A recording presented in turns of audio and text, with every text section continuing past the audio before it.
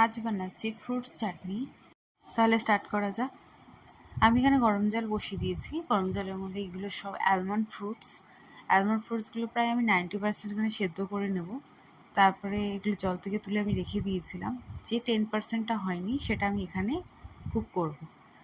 এবার তেল নিয়েছি 1 পল্লি মতো। ওর মধ্যে আমি একটু গোটা মৌরি দিয়ে দিলাম। গোটা মৌরিটা একটু গরম হয়ে গেলেই দিয়ে দেবো ছোটো ছোটো করে কাটা টমেটো কুচি।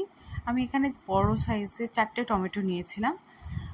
তার মধ্যে দিয়ে দিলাম আলমন্ডসগুলো, যেগুলো আমি প্রথমেই সেদ্ধ করে রেখেছিলাম। এখানে আমি 3 to 5 মিনিটস টাইম নিয়ে টমেটোটাকে ভালো করে ম্যাশ করিয়ে নেব। দেন তারপরে ইউজ করব হচ্ছে একটু সামান্য নুন পরিমাণ মতো। নুনের সাথে হলুদটা অ্যাড করে দিয়ে ভালো করে 2 থেকে 3 মিনিট আরও কিছুক্ষণ নাড়িয়ে নেব। এরপরে অ্যাড করব হচ্ছে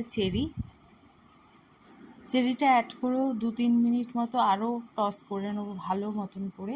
এখানে খেয়াল রাখতে হবে টমেটোটা যেন ভালো করে গলে যায়, না হলে কিন্তু এটা খেতে ভালো লাগবে না।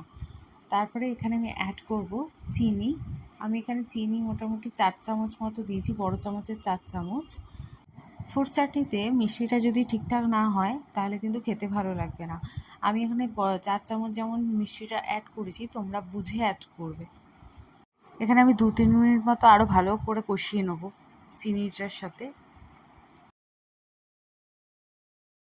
এরপর অ্যাড করব চিনিটা যেহেতু গলে গেছে, এরপর অ্যাড করব হচ্ছে জল পরিমাণ মতো।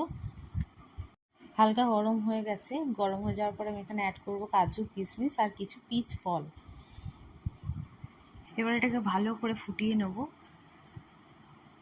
আমার এখানে মনে হচ্ছিল চিনিটা একটু কম, আমি আরও 2 চামচ মতো চিনি অ্যাড করেছি। আমি এখানে দুটো জিনিস দেখাতে ভুলে গেছি, একটা হচ্ছে গুঁড়ো জিরে আর গন্ধরাজ লেবুর রস। এটার মধ্যে অতি অবশ্যই অ্যাড করবে, যাতে চাটনিটার টেস্ট আরও অনেক ভালো হবে।